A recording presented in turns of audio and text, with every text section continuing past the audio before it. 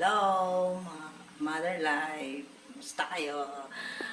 Eto, pakita ko sa inyo ang aking mga gulay na isasahog sa aking iluluto, mga ka-Mother Life.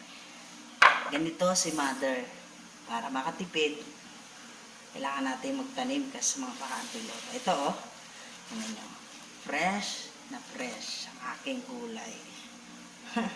Happy si mami kasi makakabawas ako sa budget kahit paano meron akong, diba? Fresh na fresh siya, makakasubscribe. Yan, nan nyo, diba? Sarap. Sasawag ko siya dito sa sinampalukang tilapia. Ganyan ang nanay, ganyan ang mother life. Lahat gagawin para makatipid, diba? Happy lang. Happy. Yan. Ganyan ang ating gagawin para makatipid. Gagawin natin, magtatanim tayo sa bakante-bunti. Para tayo may mapitas sa mahal ng bilihin. Ito, si Mother. Napaswerte at may tanim sa taas. Ito namang lokbate. Tatay ko to. Hinarvest niya din. Ganon din tatay ko. Sabi nga, may kasabihan, like mother, like daughter. Wala na nanay ko, kaya ito, tatay ko na lang kasama namin. Kaya ngayon, like daughter, likes father. Tatay ko mahilig din tanim. Pero hindi ako nagtatanim, jokes. Nagtatanim, ay ang mister ko kasi mahilig din siya magtanim ng gulay. Yan, ito, kapitas niya. Para hilo pa yung sitaw, yung kamatis, at saka ito, yan. Always tayo grateful. Salamat kay Lord. Kahit paano, bigyan niya tayo ng kalakasan at magandang buhay sa araw-araw. Saka itong mga nakukuha natin, biyaya to ni God. Tutulong tayong gamitin yung mga biyaya, yung mga binibigay sa atin ni Lord. Matutong magtanim, matutong sa lahat ng bagay. Huwag tayong aasa sa ibang tao. Diba? Masarap po. Nakain ba kayo nito? Hello! Ngiti-ngiti lang, mga ka-Mother Life. Yan. Nalagay ko siya sa sinampalukang manok. Ngayon lang ako nakapag-video at ngayon lang tahimik dito sa aming lugar. Grabe. Ang hirap talaga ng maingay ang kapaligiran. Hindi tayo makapag-video. Ito. Lagay na natin yung mantika muna doon sa ating isda, sa ating lulutuin ngayon. Tignan nyo ha. Sana hindi na matalagsik. Ayan. Hala.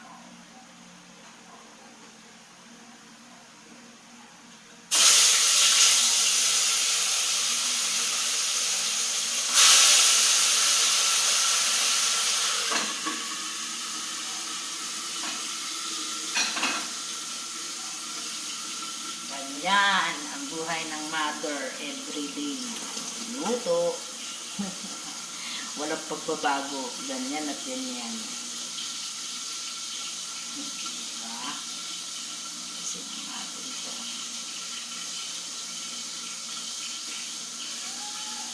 Yan. Sinampalukang tilapia ang amin. Sa amin yan, sa mga Katagalugan.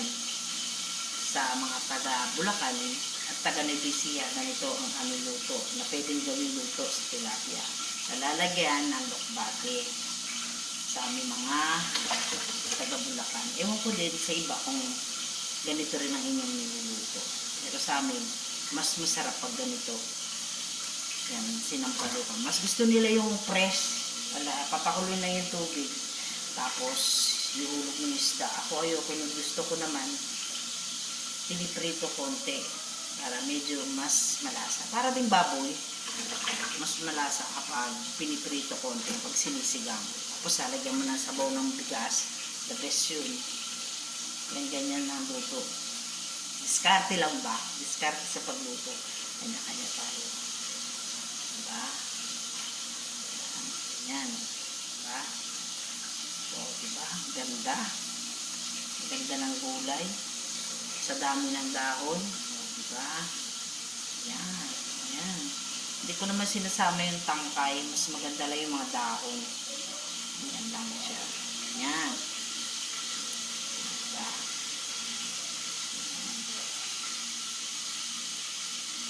Yan lang.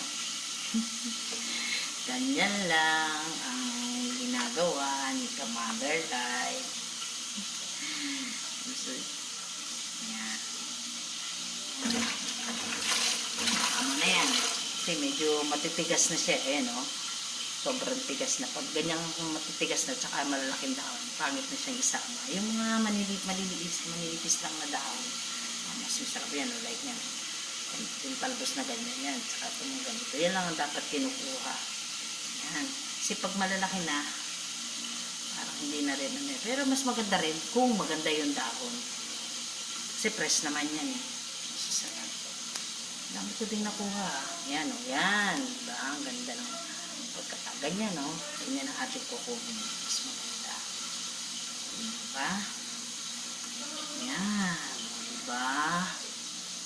So, ganyan. Ganyan lang. Tapos na. Kuha ko ng lahat.